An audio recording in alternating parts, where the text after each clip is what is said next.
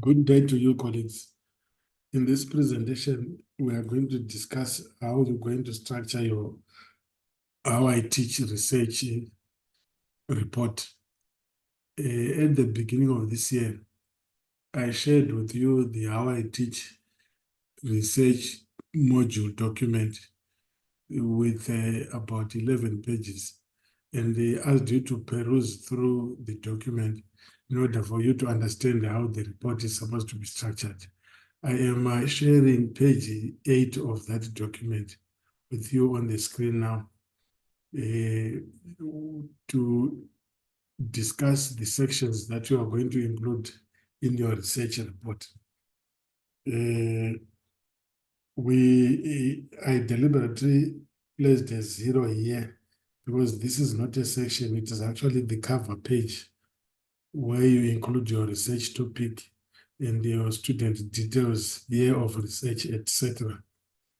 Otherwise, the first section for your research is this number 1, which is context. That is section 1. Section 2 is justification and significance of the research. 3, literature review. 4, lesson plan outline and completed lesson plans. 5, observations from the lessons. 6, evaluation. 7, reflections on the teaching and learning activities. 8, research findings. 9, conclusions and recommendations. 10 is the reference section. 11, the appendix section. The appendix section is where you are going to attach your completed lesson plans. In other words, the completed lesson plans are not attached in section 4. They come under the appendix section. In section 4, you only have what we call the lesson plan outline, which is a brief summary of the 5 lessons that you would have written lesson plans. So the brief summary is in section 4 under lesson plan outline, while the completed 5 lesson plans will fall under the appendix section. Let us move on to the discussion of the structure of your research. I'm going to share with you some PowerPoint presentation. The structure of the How I Teach research project. Right, we will start by discussing the first section, which is context. This section should be approximately 1 page long. You remember I had said that the font size that you use is Times New Roman font size 12 with no spacing. So when you are typing, you use that recommended font. That is Times New Roman size 12 with no spacing. So first section is context. So you write a 1 there to mean it's the first section, context. And then if you are going to, the 1 page under context, you're not going to be typing it as 1 large paragraph. You will, in most cases, would split it into paragraphs. And sometimes these paragraphs, you give them subsection headings. And then if you are putting the section headings, you put them as 1.1, 1.2, 1.3 under section 1.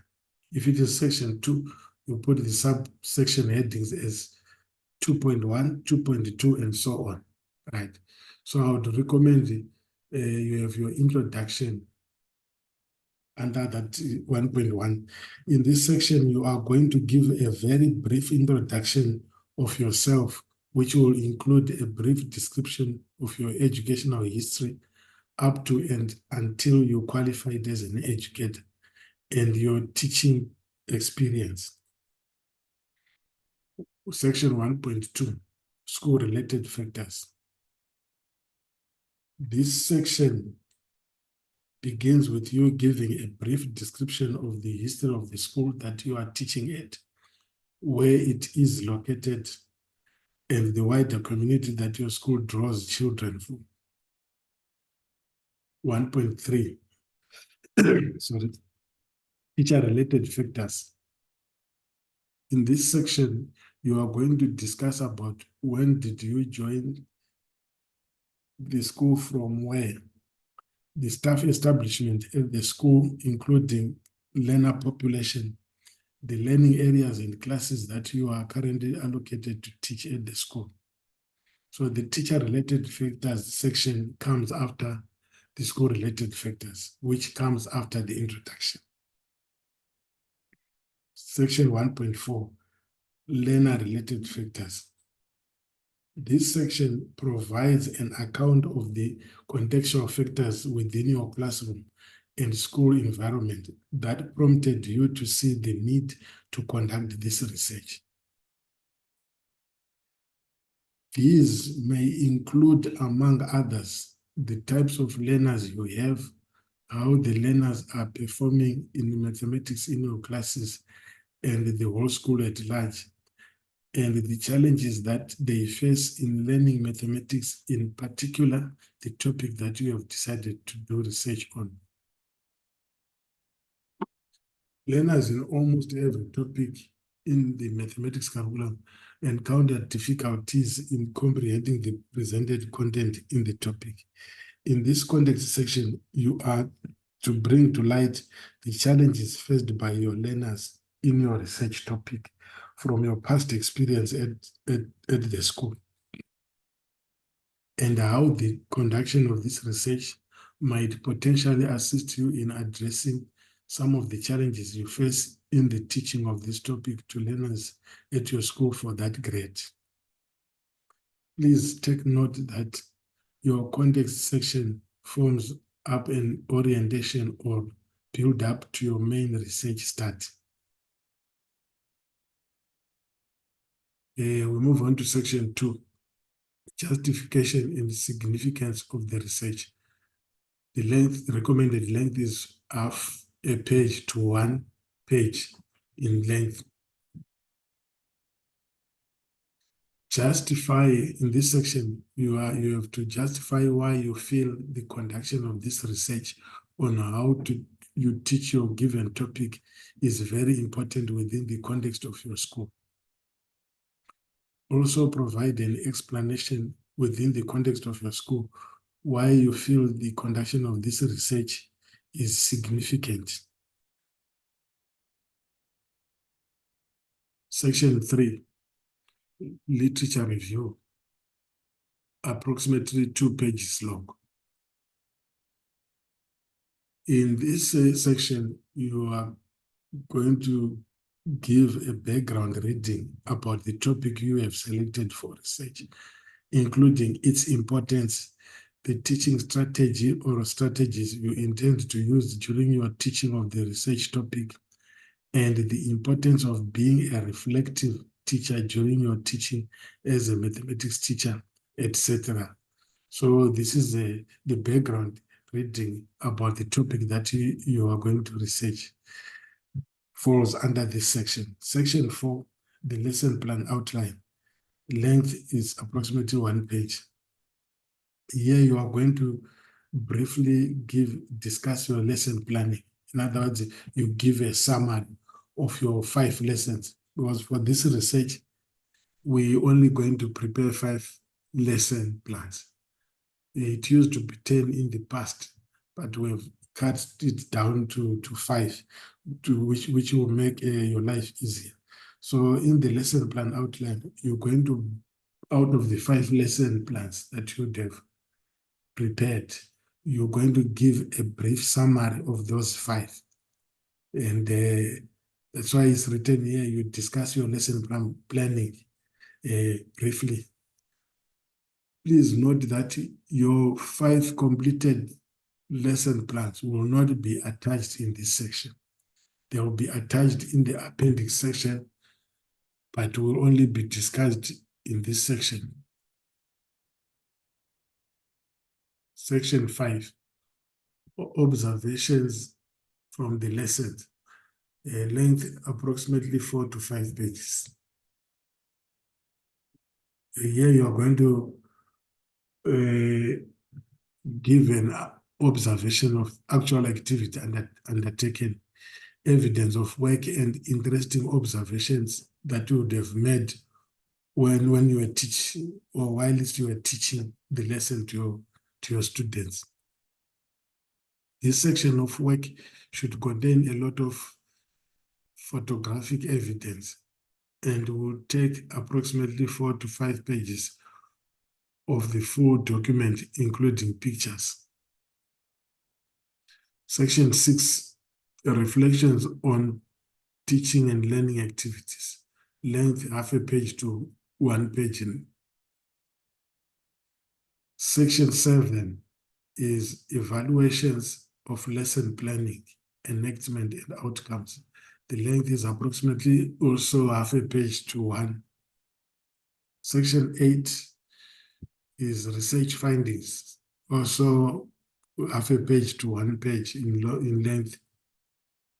Section 9, conclusion and recommendation, length also half a page to 1 page. And then you have your section 10, the reference section.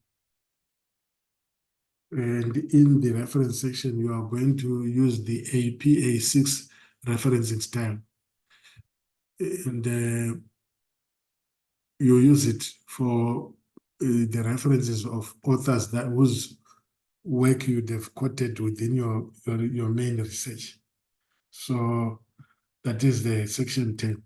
And then section 11 is the appendix section. And this section will contain your 5 completed lesson plans. And then it also contain all the classwork activities discussed during the teaching of the topic and any other additional information that has to do with your research. Right? That is the last section of your research. We move on to important dates that you need to take note. Under that is sections or phases, submission timelines.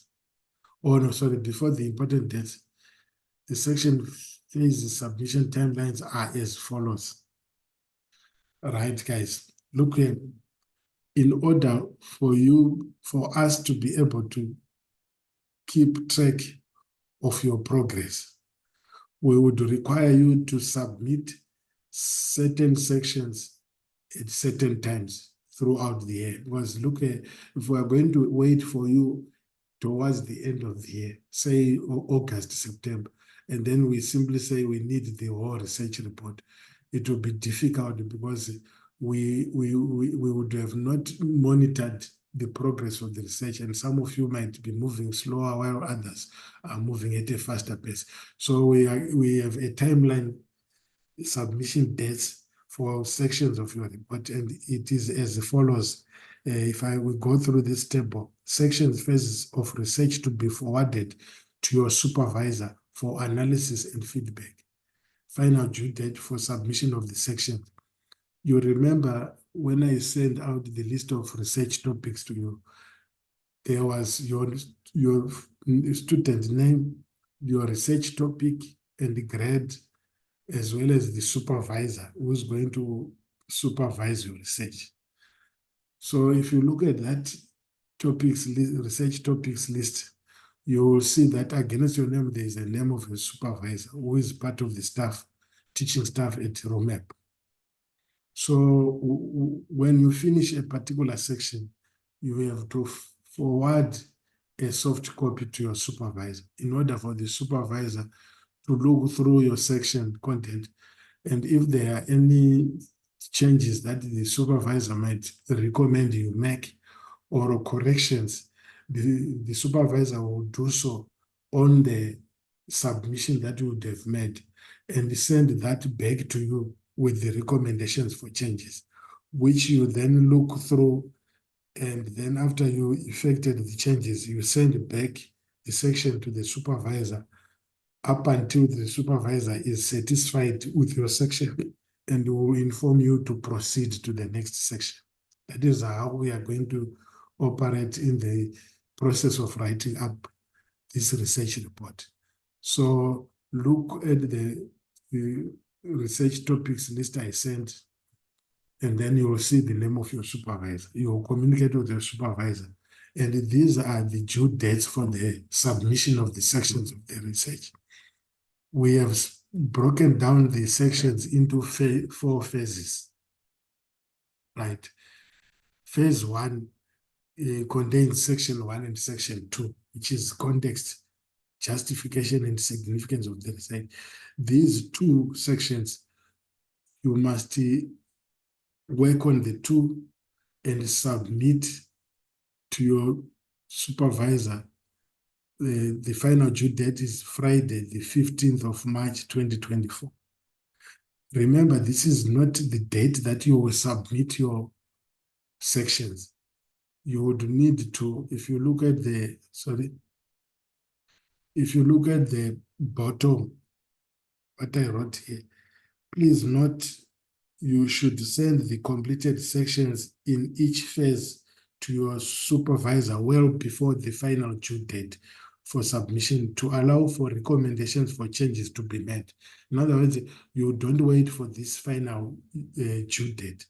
You should be sending it earlier on so that when you send, say, end of January, you send the sections to your supervisor, and then the supervisor gives you feedback, and then you make changes to the recommendations made by your supervisor and send back the updated version. So all this should be done before the 15th of March. In other words, the 15th of March must be the date that your supervisor finally admits your sections to say they are now perfect. So this is the last due date. Otherwise, the submission should be occurring prior to that date. Phase 2 of your section submission is you're submitting section 3 and section 4.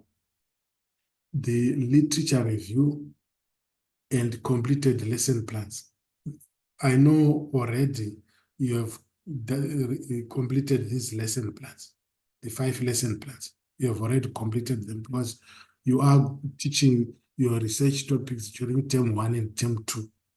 And you know that when you are to teach a topic according to ATP, prior to you teaching the topic, you have to prepare lesson plans. So you don't prepare lesson plans after you have taught the topic, but it has to be before. And we need 5 lesson plans, as I indicated, for your research topic. So most of you have already done that, right? This phase, you will be forwarding your completed literature review section and your completed lesson plans. That is the final version. You submit these to your supervisor by 31st May 2024. The submission of these 2 sections should be finalized. In other words, you start submitting before that date. Your supervisor will give you feedback recommending you to make changes here and there. When you effect those changes, you send back to the supervisor so that this back and forth communication between you and your supervisor in terms of his or her recommendation for changes should occur before that date. So, and the 31st of May will be the final date where the supervisor would have been satisfied with your section 3 and section 4. Phase 3, which is section 5, observations from the lesson, section 6, evaluation, section 7, reflections on your teaching and learning activities. These sections under phase 3 should be done during the second term holiday. That is from the 14th of June to the 9th of July, 2024. In other words, the write-up of the 3 sections should be done during your term 2 holiday. And you'll be forwarding the sections to your supervisor for him to give you feedback on anything he's recommending you change up until by the end of your term 2 holiday. these section 5 and 6 and 7 should be completed, right? And then phase 4 sections, which is section 8, research findings, and 9, conclusion and recommendation. All these ones should be finalized by Wednesday, the 31st of July 2024. And then after you have ended phase 4 sections, the phase 5, I did not include them. Phase 5 sections, those ones can be done after the 31st of July because they are not much of a big deal, but they are actually form part of the closing of your research report. You remember section 10, I said it's a reference section, and section 11 is the appendix section, right? So these are the submission dates for your sections of your research. Very, very important. You need to take note of them and adhere to them. Otherwise, you might fall into a trap of not being able to complete your research, right? We will be monitoring you throughout the year. And we are going to make sure that by the end of this year, that is the 31st of July, you all have completed the 9 sections of your research. Right? The following are the important dates to remember. The research topic lessons must be completed during term 1 or term 2. They are for most of the students, right? The research topic must be completed during term 1 or term 2. We selected topics that are in your term 1, term 2 ATPs. Well, for the completion of the research, the teaching of the research topics, you might find that if there are delays at your school in terms of syllabus or curriculum coverage, it might spill into term 3, maybe the first week or second week, but we don't wish that to happen.